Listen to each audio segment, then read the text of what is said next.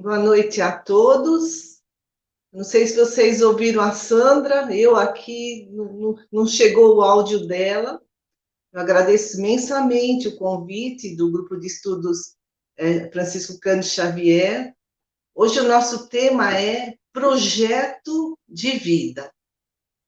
Todo início de ano a gente tem uma lista de intenções. A gente coloca lá, eu quero arranjar um bom emprego, eu quero ser promovida, eu quero entrar na faculdade, eu quero comprar uma casa, um carro novo, eu quero começar exercícios físicos, iniciar caminhadas, começar a fazer academia. A gente tem um monte de intenções para o ano novo, são mudanças de hábito. Quer dizer, nós temos uma percepção, né? Eu tenho uma percepção de como estou e tenho uma intenção de como quero estar, onde estou e aonde quero chegar. Essa intenção de como quero estar, onde eu quero chegar, é o projeto de vida, que envolve vários aspectos: o físico, o profissional, o social, em todas né, inclusive o material, porque não? Nós estamos aqui encarnados, temos esse corpo físico, precisamos sobreviver. Mas aí nós podemos perguntar: e a alma? Sócrates foi um grande filósofo que viveu na Grécia no século V a.C. E naquela época ele já dizia: a alma é imortal. Por isso nós precisamos cuidar dela o tempo todo. Ele dizia isso. Mas o que acontece? Muitos de nós estamos distraídos, preocupados só com os bens terrenos e acabamos esquecendo do mais importante. Por quê? Porque é imortal. Esquecemos da nossa alma. É o mais importante, porque é isso que nos acompanhará. É isso que somos, né? Então, lá no Evangelho segundo o Espiritismo, no capítulo 16, servir a Deus e a Mamon. E no item 12, que é um espírito protetor que escreve, me diz assim: quando considero a brevidade da vida, causa-me dolorosa impressão a vossa incessante preocupação com os bens materiais, enquanto dedicais tão pouca importância e consagrais tão reduzido tempo ao aperfeiçoamento moral. E Hermance Dufaux, espírito Hermance Dufaux, ela foi médium junto a Kardec no século XIX, na codificação espírita. Escreveu o livro Reforma Íntima Sem Martíria, pela psicografia do Vanderlei Soares de Oliveira, e ela fala no capítulo 3, intitulado Projeto de Vida: uma semana tem 10.080 minutos. E ela nos questiona: quanto é que desses 10.080 minutos nós reservamos para cuidar da nossa alma? Ou seja, o que é cuidar da alma? Estudar, procurar entender, compreender as leis de Deus, as leis que regem a nossa vida. Praticar, que estão todas no roteiro do Evangelho de Jesus, e a partir daí buscar a nossa melhoria espiritual. E a irmã Dufaux diz assim: são justamente nesses momentos que se angaria forças para interromper a rotina mental. Nesses minutos em que nos dedicamos a cuidar da nossa alma. Sócrates dizia que devíamos cuidar dela o tempo todo. Essa rotina mental em que ainda nos mantém presos aos vícios, aos hábitos prejudiciais, ao pessimismo, ao desânimo. Enquanto isso, né, a maioria de nós, distraídos, olhando fora de nós. Lá no Evangelho segundo o Espiritismo, nesse mesmo capítulo 16, no item 14, intitulado Desprendimento dos Bens Terrenos, o Espírito Lacordaire, ele diz assim: o apego aos bens terrenos é um dos maiores obstáculos ao nosso adiantamento moral, espiritual. Por quê? Diz ele: porque esse apego aos bens terrenos destrói a nossa capacidade de amar. Nós nos tornamos escravos da matéria, deixamos todo o resto de lado. A família, o progresso intelectual, moral. O psiquiatra Roberto Chiniachik, ele escreveu livros muito bons, muito fáceis de ler. Um deles tem o título Heróis de Verdade. E ele fala uma coisa muito interessante lá. Diz que antigamente as pessoas acumulavam bens materiais para serem admiradas. Hoje em dia, diz ele, é difícil ter bens materiais, pelo menos para a maioria. Então, o que as pessoas fazem, já que não conseguem acumular bens materiais? Elas querem parecer ter, entram no mundo das aparências. Aí ele escreve algo assim, que é um puxão de orelha. Para ter o que mostrar, as pessoas fazem dívidas que não conseguirão pagar. Compram bens materiais em vez de investir no crescimento pessoal. Adquirem falsificações para vender a ilusão de que tem dinheiro. Quer dizer, tudo isso para impressionar os outros. Com isso, a pessoa deixa de ser ela mesma, ela deixa de ser autêntica, honesta consigo. Lá no Evangelho segundo o Espiritismo, voltando, né, para a mensagem do Espírito Lacordaire, ele também nos diz que toda aquisição honesta, né, tudo aquilo que a gente conseguiu, seja por herança, pelo trabalho honesto, tem merecimento e merece uma justa satisfação da nossa parte. Nós temos que nos sentir vitoriosos, nós devemos nos aplaudir por conquistar esses bens materiais de uma forma honesta. Mas, diz o Lacordaire, o problema é o apego exagerado. Nós esquecemos de todo o resto, ficarmos escravos da matéria. O apego exagerado.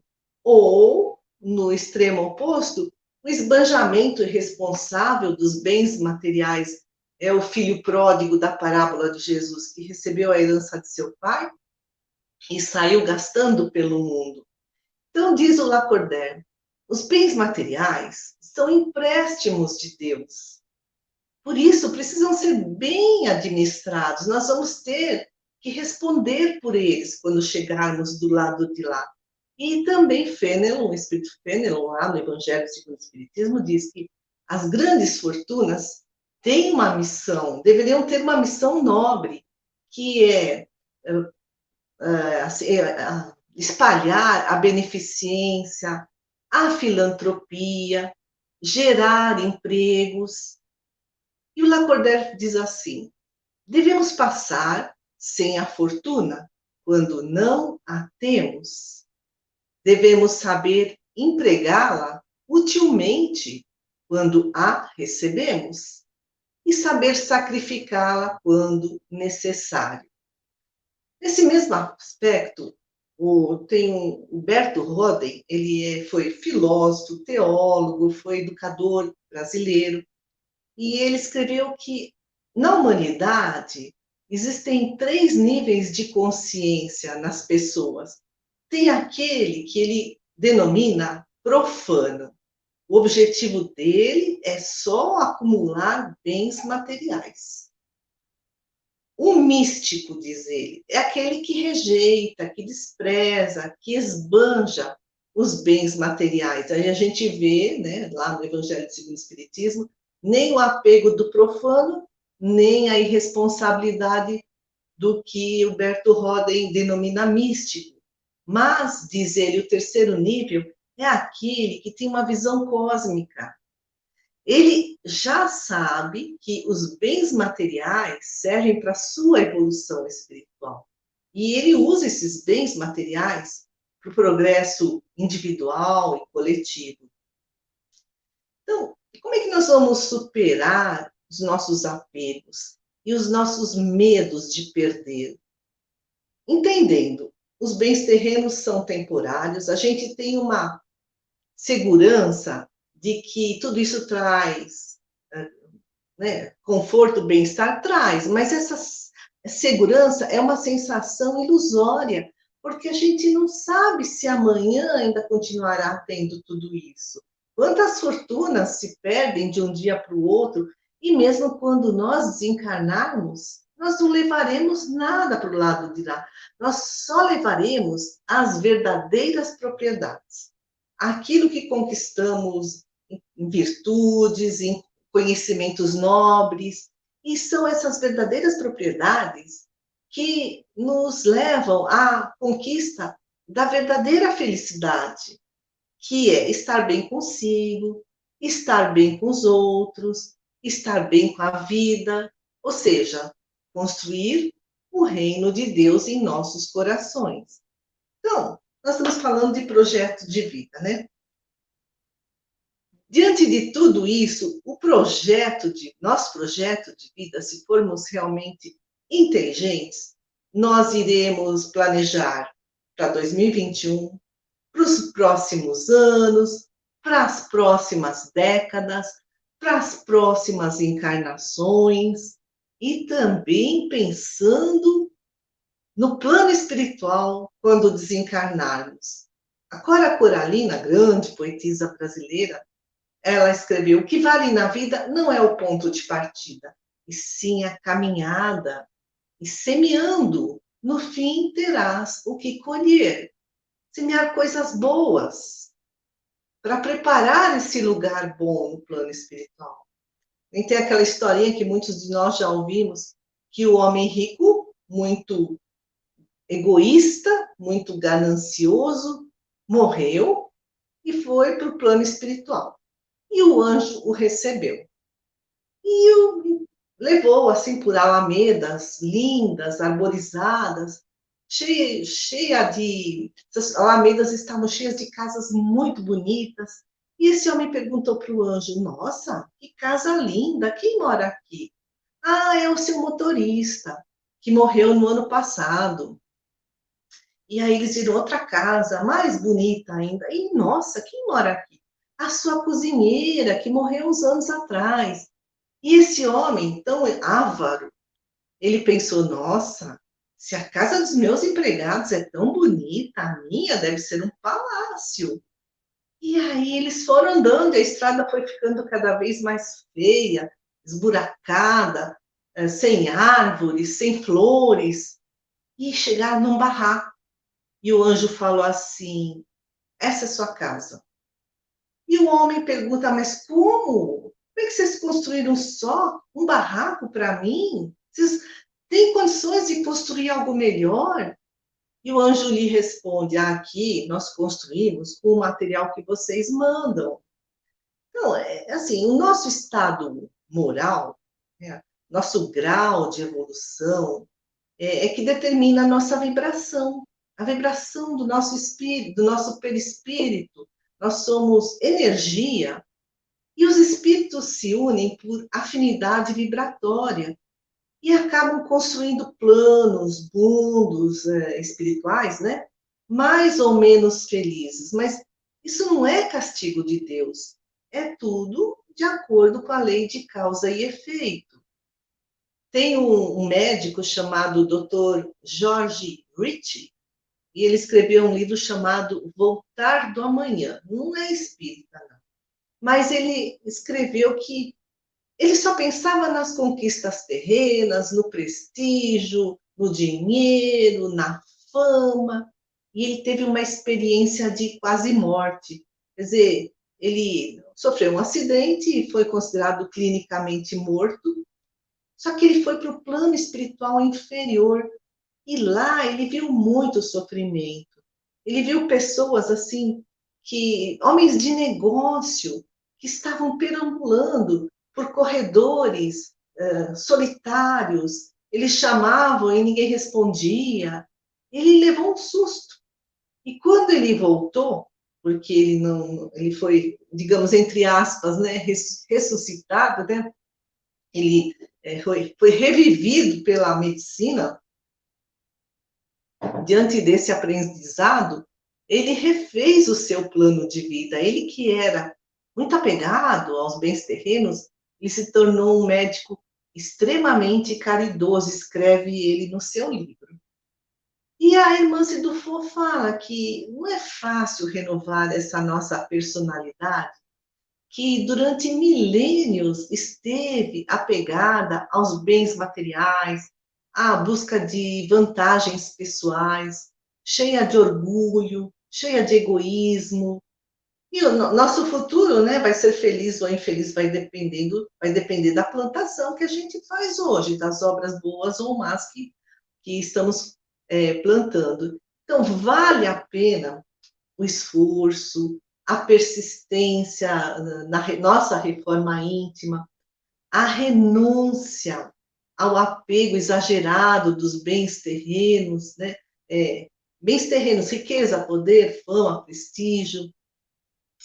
Lá no Evangelho de Lucas, no capítulo 13, item 24, Lucas conta uma passagem da vida de Jesus em que um desconhecido interrompeu a caminhada do mestre e perguntou-lhe: Senhor, é verdade que são poucos os que se salvam? E Jesus respondeu-lhe: Entrai pela porta estreita, porque larga é a porta e espaçosa é a estrada que conduz à perdição. E muitos são os que entram por ela. Quer dizer, a porta da perdição é larga porque a maioria segue por ela. A maioria busca vantagens pessoais.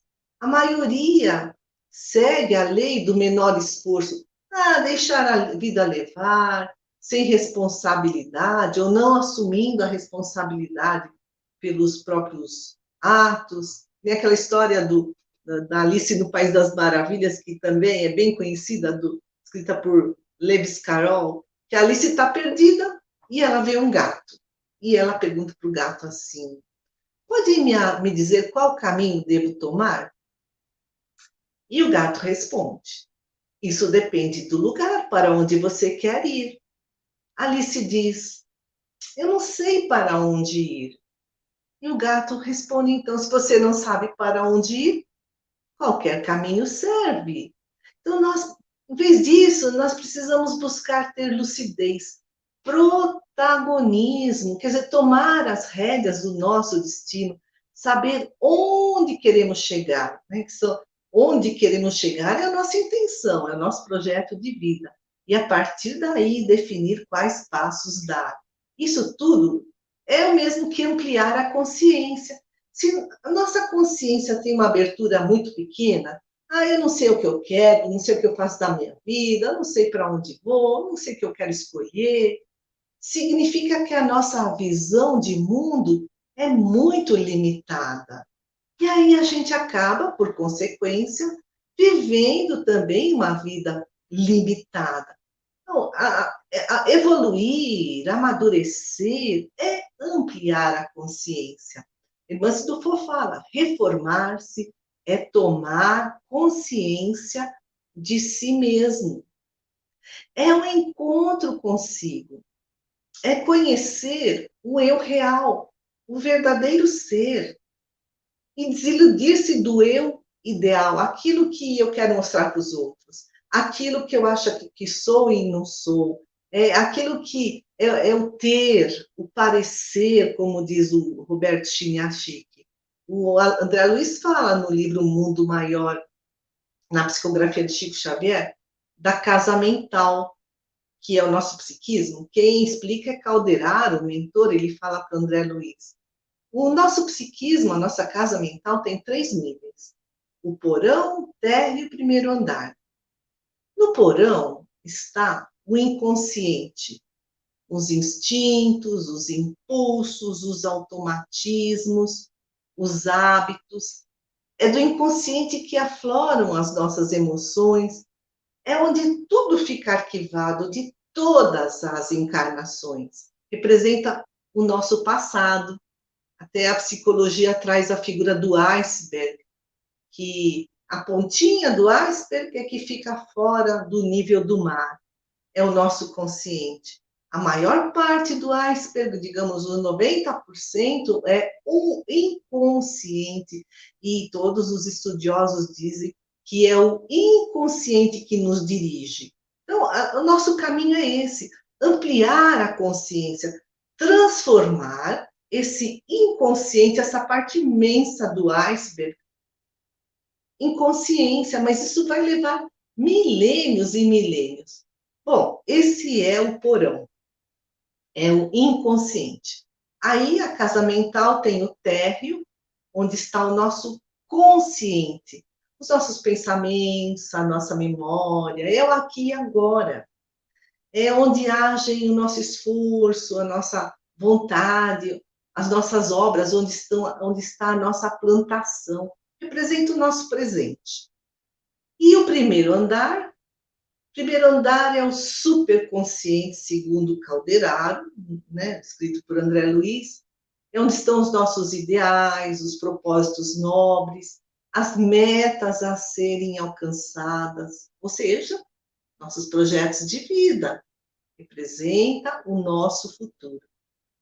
E tem mais, despertar a consciência também é mergulhar no inconsciente, é deixar vir à tona emoção, é trabalhar as emoções. Isso significa ressignificar. Ressignificar é dar outro significado. Por exemplo, eu fui enganada, aí eu fiquei muito magoada, mas aí eu vou amadurecendo, vou refletindo e penso, não, mas sabe, todos ainda somos imperfeitos, eu também já enganei muita gente, vai saber se eu não prejudiquei essa pessoa em outra encarnação, e aos pouquinhos vou trabalhando essa mágoa e consigo perdoar. O perdão não é algo instantâneo, é um processo, demora mais ou menos tempo. E mais, além de eu conseguir perdoar, quando eu ressignifico, quando eu trago à tona essa mágoa, e fico mais atenta, eu procuro ficar menos ingênua para não ser enganada novamente. Quer dizer, eu aprendo, mudo meu comportamento, minha percepção. Então, ressignificar é isso, é transformar uma experiência negativa em aprendizado, eliminando mágoas, ressentimentos, medos, traumas. A irmã Sidufo fala assim, o corpo não extirpa a partes doentes, né? Se a gente está com um problema no estômago, a gente não se livra do estômago. A gente vai procurar harmonizar esse estômago com o todo do nosso organismo, recuperá-lo. E a irmã se fala, a alma também. A alma, quando ressignifica, reaproveita essas experiências infelizes. Então, o passado não fica esquecido, mas ele está lá para ser trabalhado, para ser ressignificado, para que possamos nos conhecer melhor e evoluir. E nós estamos no limiar da nova era, né? Nós estamos a caminho do mundo de regeneração. Jesus disse: os mansos herdarão a terra. Isso é urgente a nossa renovação mental. Todos queremos viver num mundo melhor, reencarnar num mundo mais feliz. E para isso nós precisamos do esforço, do aprimoramento intelectual, quer dizer, adquirir conhecimentos superiores, entender e praticar o evangelho, aprimorar-se moralmente, elevar os sentimentos, desenvolvendo o alto amor para que possamos amar ao próximo e a Deus. A Terra passa por esse momento de transição e Jesus, já há 2000 anos, nos fez o convite para escolher a porta estreita. O padre jesuíta Adroaldo Palaoro, ele é do Centro Loyola de Fé e Cultura. É muito bacana os artigos que ele escreve, está lá na internet. Os centros Loyola são de jesuítas, tem em várias cidades do Brasil, e ele escreveu que a nossa personalidade, ainda é obesa de orgulho e egoísmo. A irmã se não falou que nós estamos há milênios apegados aos bens terrenos? E aí ele escreve, né, o padre Adroaldo, que entrar pela porta estreita é desinflar-se, quer dizer, né, emagrecer dessa obesidade de orgulho e egoísmo. É deixar transparecer a verdadeira identidade do próprio ser. Passar pela porta estreita significa uma experiência de morte àquilo que não somos, para que possamos viver o que somos. Olha que bacana, que profundo, deixar transparecer a verdadeira identidade do próprio ser, sermos nós mesmos, autênticos, existencialmente saudáveis, como diz na psicologia fenomenológica existencial, né? E fala que passar pela porta estreita é a morte do que não somos. É o nosso ego inflado, obeso, que quer ter, que quer aparentar. Este é um ser existencialmente doente. Ele deixa de ser ele mesmo. Tudo isso, convenhamos, exige renúncias, né? A gente vê grandes nomes da história que renunciaram tanta coisa. Sócrates, a gente falou de Sócrates, ele renunciou à política. Buda, ele renunciou ao palácio. Allan Kardec renunciou à direção de educandários. Gandhi, Mahatma Gandhi, renunciou aos favores da sua casta, porque ele era de uma casta nobre lá na Índia. Pietro Baldi, grande filósofo italiano que depois viveu no Brasil, ele era rico, ele renunciou à sua fazenda. Bom, nós também temos as nossas renunciazinhas para fazer, renunciazinhas, maiores ou menores. Cada um é que sabe de si. Mas Jesus disse: Eu sou a porta. Quem entrar por mim será salvo. Lógico, todos seremos salvos, né? Ser salvo significa conquistar a perfeição. É, mas quanto tempo vai durar para conquistarmos essa perfeição relativa? Perfeição absoluta só Deus. Depende de nós, das nossas escolhas, dos nossos projetos de vida e do empenho que fizermos para colocá-los em prática. Eu agradeço muito a atenção de todos. Boa noite.